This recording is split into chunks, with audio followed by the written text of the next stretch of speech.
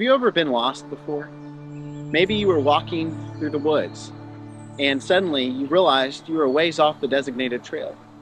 Or I imagine many of us have experienced driving on the interstate, zoned out, thinking about our days, and then you look up and having missed your exit, you're now in an unfamiliar place. No one likes the feeling of being lost. And if you've ever been around church, you've probably heard the term lost in reference to those who do not follow Jesus. In fact, Jesus himself said, "I have come to seek and save the lost." So what does it mean to be lost? And how do you know if you are? Now, I know to some, the term lost may sound offensive when referring to other people. However, for others, it might even be healing. For it is when we know what it means to be lost, we can truly experience the joy of being found.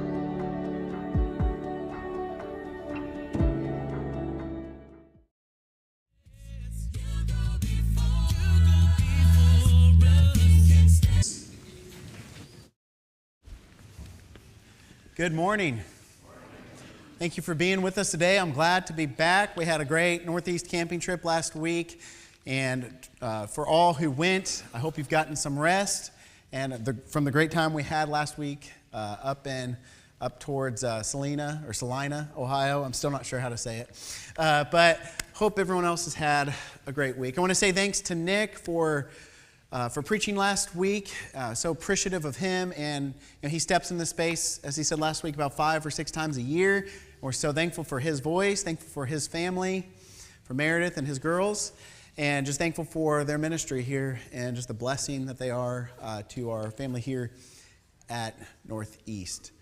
You know, this series we've been doing called Lost, we've been going through Luke chapter 15, and so much of this is so tied together. Like each lesson is really more than most of our series, really built on the last week. And as I 2 weeks ago covered the prodigal son and stepped into that story, and then Nick sort of finished it off last week. And when you go from 2 weeks and 2 different preachers for those 2 weeks, you realize you got to keep up with what the other person had said.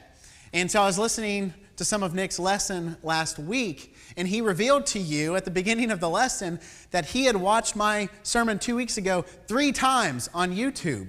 And all I have to say is Nick must be a glutton for pain and suffering if you listen to it for 3 times. My goodness. But appreciative of him and thankful for this story that we have to reflect on the prodigal son. And we continue today as we talk about the story of the prodigal son. And you might be thinking, well, why? We've covered the story of the prodigal son. We talked about the first son, the younger son, and we've talked about the older son, the one who stayed at home. What more is there to talk about? And the truth is, the story's far from over because we've yet to touch upon the most important character in Jesus' story. But we'll come back to that in a moment. But as we re-look at some of this story of the prodigal son, I want to change the question as we sort of re-look at some of these things. As we look at the younger son once again and the older son sort of in a summary version. We've been asking the question, what does it mean to be lost? And we said through this series that to be lost is to be disconnected from the Creator in the way of life He intended for you. And we certainly see this with the younger son as he has taken off away from home and he disconnects himself from the father. But we also see it in the older son as well, as he's out of line with the father's will.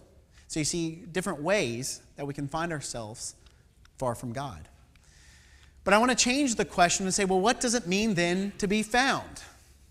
As we look at the text this morning. And as we look at the text, we see here, as we start what Jesus, we pick back up into the conversation Jesus is having. And we got to look at the context one more time in this series. As we pick up from Luke 15, verses 1 through 2, as this drives the story, this drives the narrative, this drives the parables Jesus tells in Luke 15.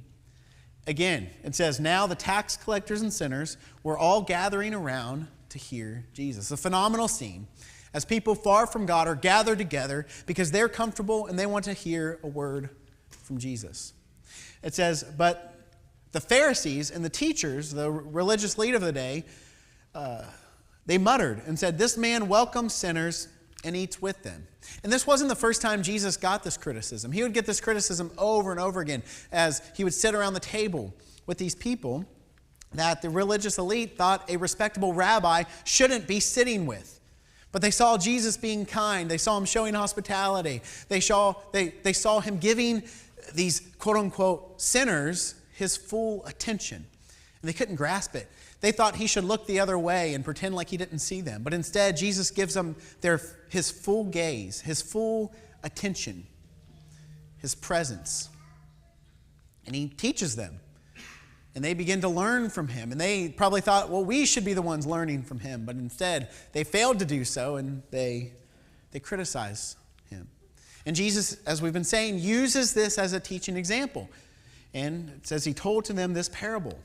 And in fact, he tells them 3 parables. We learned about a shepherd who had lost his sheep and rejoiced when the sheep was found. We learned about a woman who had lost her coin, searched for it diligently, and she rejoiced when the coin was found. And then Jesus begins this parable, this next story, about a man with 2 sons. We'll start with the younger as a summation of what we talked about, and then talk about what it means for him to be found. With the younger son, we see that he demands his inheritance. Basically wishes that his father was dead, says, "Give me your inheritance," before he's even close to being in the grave, takes off with it and spends it.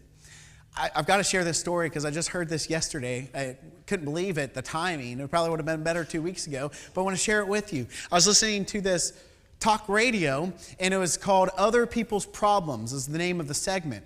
And part of the segment is they present a problem, and then the radio hosts try to help give advice to it. They give maybe humorous advice. Sometimes people call in and can give advice. Well, here was the problem. So this guy, probably in his 20s, calls up and says, "I've been dating this girl for 8 months, and I have yet to meet her family. And she had told me that her family was dead, like her parents had died in 2015. He said, "The problem was I was on Facebook and I saw a picture of her father from 2019 at a baseball game. And so he questions her. 'Hey, we've been dating 8 months. I found this picture of your dad. You told me he was dead.' And she continued to explain the fact that, well, actually they were dead to her. They had refused to invest in her perfume company, so she cut them off and now tells people that her parents are dead." As you would imagine, that didn't go well in this relationship and how that played out. But it blows my mind because what we read about the younger son still happens today in a very real way, and how it actually plays out in people demanding an inheritance and then cutting their parents off, treating them as if they're dead, right? It's crazy. It's a crazy story. Can't believe that actually happens. But in another sense, it's real because we've all, as we pointed out in this series, have been the younger son to our Heavenly Father, where we've run off with our inheritance, whether we had doubts whether or not he was real or not, maybe through our youth we doubt he existed, but we really didn't care. We just wanted to go off and to live life our own way. We've all done that in some way or other. Even if you stuck around church, we can all probably relate to the younger son at some point where we've chosen our way over the will of the Father. In some way or form, we've done that. And we've found ourselves in the position of the younger son. And when we see the younger son, ironically, what happens to him is he finds himself at rock bottom where he himself is facing death's door. As he takes his inheritance, spends it all lavishly, and then finds himself in a land in the midst of a famine that's unhospitable to him and refuses to give him what he needs because they're in the midst of famine. And they've probably seen him spend all of this money lavishly in town. And so no one's there to help him. And so he comes to his senses and decides, I'm going to go back to the Father and I'm just going to beg to be a servant. Like if he'll just receive me back, let me be a servant. You know, his servants have bread to spare. I'll be good. If I can just convince my father to give me this position as his slave. And so he gets up, verse 20. He goes to his father, and to his surprise, right? He's coming to his father. He's still a long way off. And the father spots him in the distance and says, still a long way off, his father saw him, and he was filled with compassion for him, and he ran to his son, threw his arms around him, and he kissed him. And probably everybody in his household is confused. Why are you doing this? Why are you welcoming him with such open arms? And he explains, he says, "For my son of mine was dead and is alive again. He was lost and is found." So what's it mean for the younger son to be found? It means that he's reconnected with the Father. He's returned home and has returned to the Father's embrace, as it returned to relationship with the Father. That's what it looks like for the younger son to be found, to return to the Father's embrace, not as a slave, but as a son. And then what about the younger son? What does it mean for the older son, I should say? What does it mean for the older brother to be found? Because what we see is, as Nick pointed out, we're just going to go through this real quickly to get us to our point today. But the older brother became angry when he sees that the other son has been accepted back, welcomed with open arms. It says, and the older brother became angry and refused to go into this party that the father was throwing the younger son. It says, and so he's just kind of like pouting on the outside of the banquet hall. And the father does the same thing he does for the younger son. He goes out. He meets his son where he is. He pleads with him to see, in order for him to have compassion and grace towards his brother. And the father says, "My son, you are always with me, and everything I have is yours." He's saying the relationship's here. Don't compare our relationship between the younger brother and with the older brother. He says, "All I have is yours. You've been here with me. Everything that I have is yours." He says, "But we had to celebrate and be glad because this brother of yours was dead and is alive again. He was lost and is found." And then the story ends. But as we think about what's going on here with the older brother, right, for the younger brother to be found, it's returning to the Father's embrace. It's returning home. For the older brother, he had that. Right? He was home. And Nick pointed out that both brothers wanted to control the inheritance, right, and failed to conform to the Father's will. And that's what I see here with the older brother, is that the big challenge for the older brother, the sin, or the way in which he is lost, is that he's out of line with the Father's heart. He's out of line with the Father's will. And that's the scribes and the Pharisees, right? That they're out of line with Jesus. They see Jesus welcoming these scribes and sinners, and they're angry with him. Why are you celebrating these, not scribes and sinners, but these tax collectors and sinners?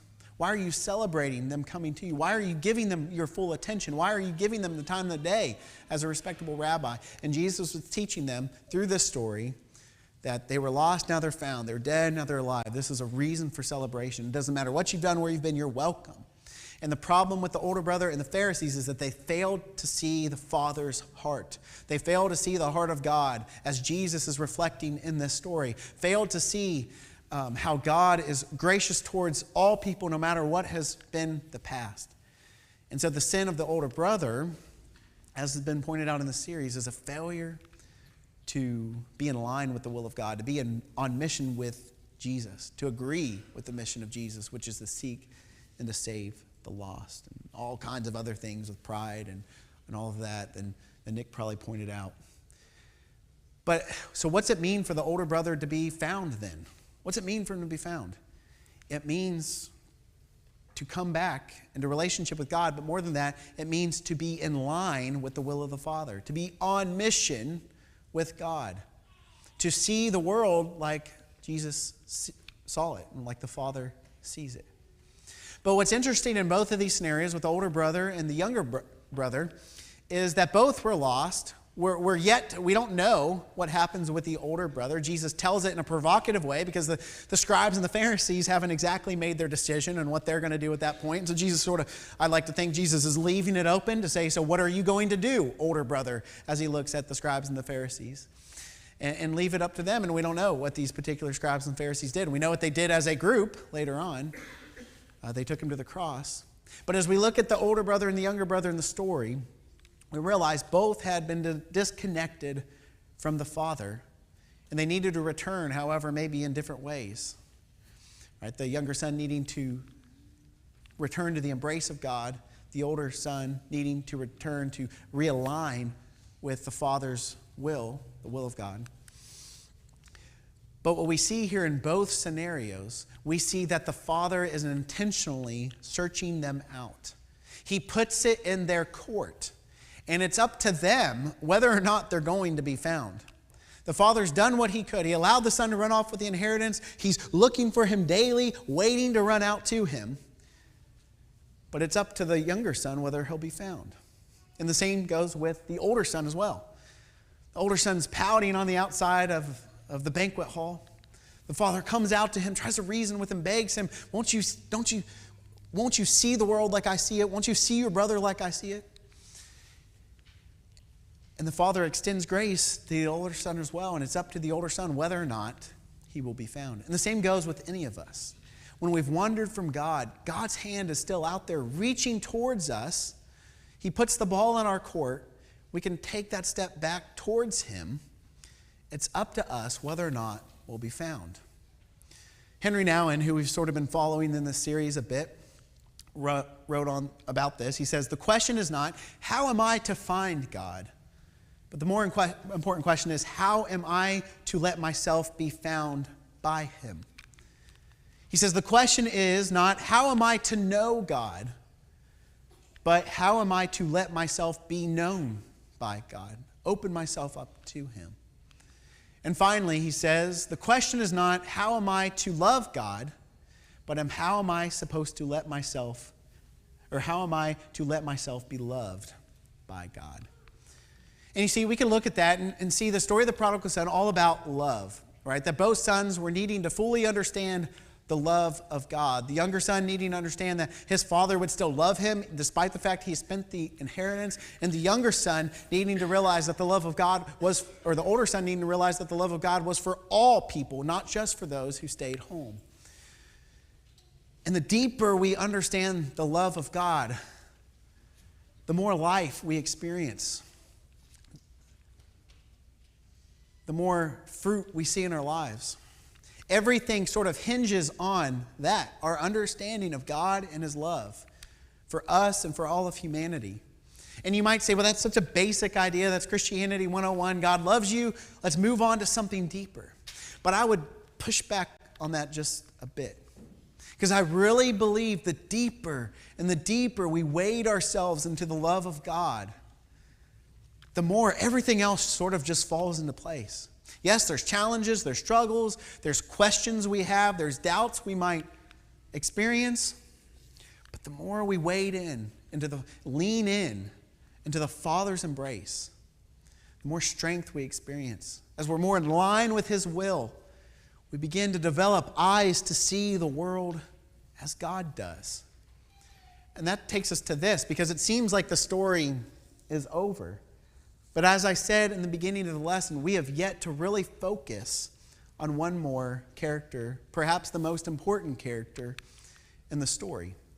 Because each character in the story we can relate to on some level. And I would venture to say at different points in our life we might relate more to one and the other. I know one of the great tensions in looking at the story of the prodigal son is, do I relate more to the younger son? Have I gone out and spent my inheritance? Or do I relate more to the older son who's kind of stuck back and kind of looks at the world in a judgmental way? Which do I relate more to? And I venture to say most of us probably can relate to both at the same time, if that's possible, right? Is the story of the prodigal son, I've heard it's been said, maybe it's not the best analogy, but it's sort of like a diamond. Sort of as you put it in the light, you get all these different kinds of glares, and you see it differently depending on the light you look into it, right? And when you look at the older son and the younger son, we can see ourselves in both of those lights in different ways as we interpret this story. In some ways, we've taken the inheritance, we've run off with it, as we've stepped away from God's will and just said, I'm going to live how I want to. But we can also sort of see ourselves as that older brother at times too. As we see other people spending the inheritance, we get frustrated and we become judgmental and we look at them. We look at them like the scribes and Pharisees looked at the tax collectors and sinners. We find ourselves in both of their shoes, or I should say their sandals. But we can relate to both, and that's what's important for us to realize. But it's more than that. Because ultimately, we're not trying to become more like the younger son. We're not trying to become more like the older son. But it's the other character in the story. as Sue Mosteller, a mentor of Henry Nallen, said this. She said, whether you are the younger son or the elder son, you have to realize that you are called to become the father. Henry Nallen continues on. As he struggled to relate, am I the younger son, am I the elder son? And he says, I am the younger son, right? We've all made those decisions to sort of go off on our own way and be the younger son. But he says, I also am the older son. I've sat in judgment of others who've tried to come to God or others who are spending the inheritance. He said, but I am on my way to becoming the father. And that's what we're left with. There's challenges, there's points in both parts of the stories. One point is we don't want to rip the inheritance away from the father and go live lavishly and spend it. Like that hurts the heart of God. We don't want to do that. And that's a point we need to learn. And we need to learn the point we're always welcome home.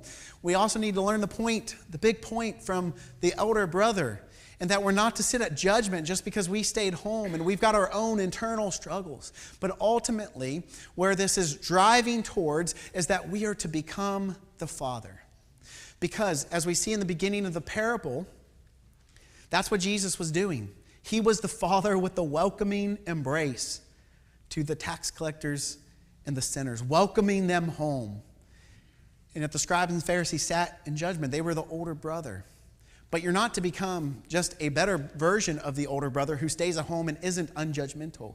You're meant to become the father who's able to join with God, in line with him, and welcome the tax collectors and sinners of our time back home. And the older brothers who sit in judgment, welcome them all home to come back in line with God's vision for the world. And you see this in the book of Luke. This isn't just an observation I'm sort of making, an observation Henry Nallen makes, but as Chad read for us in Luke chapter 6, as it talks about loving those who do wrong to you, loving those who hate you, who persecute you. He says you can love those who love you, but how's that radical? How's that anything like the Father's love, right? Everybody loves those who love you. Everybody loves those who like you, who do what you want them to do. But it's a challenge to love those who go off and spend the inheritance. It's a challenge for those who sit in judgment and hypocritical judgment. And so what Jesus says back in Luke chapter 6, sort of setting up the trajectory for the book of Luke, he says, you must be compassionate, just as your Father is compassionate. And that's what we see in the father of the story of the prodigal son, is that he's representative of the heart of God. And he's the one we're supposed to mimic. We're not a better version of the younger son. We're not a better version of the older son. We're to be the father who, as we learn to welcome all people back into Father's embrace. And we learn to embrace others also in the name of Jesus and welcome them. And so the point I want us to end with this series is this, is that we, the church of Jesus Christ on this earth, should pursue sinners and welcome them with joy when they return home. To embrace them as they come home. To embrace the younger brothers who've spent the inheritance. To embrace the elder brothers who've sat in judgment. And welcome them home. That for some reason God has entrusted us with that mission to go and make disciples, to welcome people home who are far from God, to seek them out and to bring them back into the Father's embrace and to embrace them ourselves. And so we go back to the beginning of this story in which Jesus was criticized. And they said, this man welcomes sinners and eats with them. And we look at that and we say, thank God that he does. Because we're welcome home too. But the story doesn't end there. Not just that God welcomes sinners home and eats with them, but we're given a challenge to become the Father and to go and do likewise. To go out, sit with people who others don't think we should be sitting with, eating with them, giving them our fullest attention, giving them our embrace, and welcoming them home. This year at midweek, our midweek gathering's coming up on Wednesday nights. And we're going to be talking about the topic engage.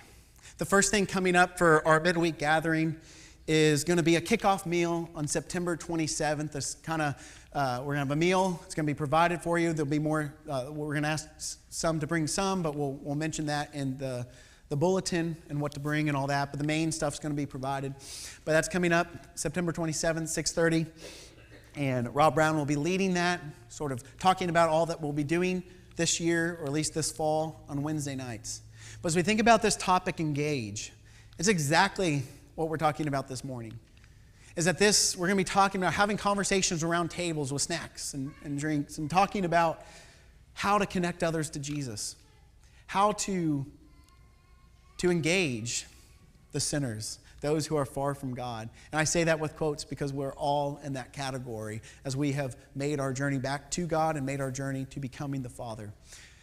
But I wonder too, as we've called this series coming up, how to connect with others in the name of Christ, we've called this engage. But I think another word we could have used in line with the story we've shared today about the Father, the heart of the Father, is that this word could say embrace. Because that's what it means to engage lost people for Christ, is to welcome them into the embrace of the Father and to embrace them in the name of Jesus, in the name of the love of God as well. So if you're here this morning, and we've been offering the invitation a lot through this series, we're going to do it again today, is that you have an opportunity to take a step towards Jesus. Jesus is fully present with those who are far from him. Jesus is ready to receive all those who have spent the inheritance. And Jesus is ready to receive the older brother who has sat so long in judgment and resentment. And Jesus is ready to embrace those who just want to do better. And those of us who I want to learn more of the heart of God. I want to learn to embrace people who are far from God with love and without judgment and with kindness and this sort of sacrificial love that we see Jesus embody as he displays the heart of God to the world.